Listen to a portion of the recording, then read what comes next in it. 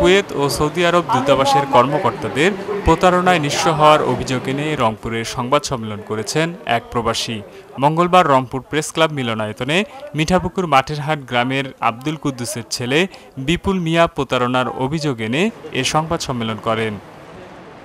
আল Otaibi company এবং Kuwait নিযুক্ত Bangladesh embassy কর্মকর্তারা ষড়যন্ত্র করে আমার পাসপোর্ট আটকে রাখে। পরবর্তীতে আদালত আমার পক্ষে রায় দিয়ে আমার পাওনা টাকা পরিশোধ সহ পাসপোর্ট ফেরত দিতে আদেশ দেয় এবং কোম্পানি আমার পাওনা টাকা আদালতে জমা দেয়, যা এম্বাসির মাধ্যমে আমাকে বুঝিয়ে দেবে বলে জানান।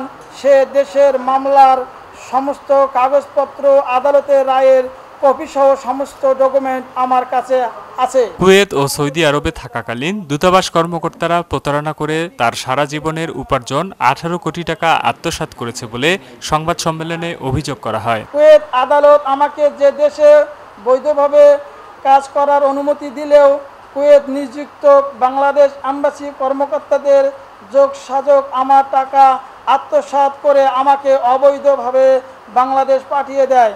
এতে ব্যবসার প্রতিষ্ঠান সহ আমার আর্থিক প্রায় 18 কোটি টাকা ক্ষতির সম্মুখীন হয়। আমার কোন অপরাধ না দেখিয়ে কুয়েত পুলিশ এজেন্সি কর্মকর্তাগণ, বাংলাদেশ এম্বাসি কর্মকর্তাগণ আমার ফিঙ্গারপ্রিন্ট না নিয়ে আমাকে চিরদিনের জন্য কুয়েত যাওয়ার অবৈধ করে সম্পূর্ণ বেআইনিভাবে প্রস্তায় বিভিন্ন পরিচয় আমার সব কিছু কেড়ে নিয়ে কার্গো বিমানের চট্টগ্রাম নামিয়ে দেন এবং চট্টগ্রামের কর্তব্যতা পুলিশ আমার কাগজপত্র দেখি আমার কাছ থেকে 40,000 টাকা অবৈধভাবে বিকাশের মাধ্যমে টাকা নেওয়ার পায়তারা করে।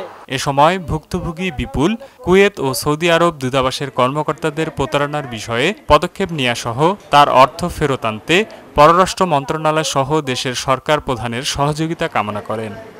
নিউজ ডোর ডেস্ক রিপোর্ট।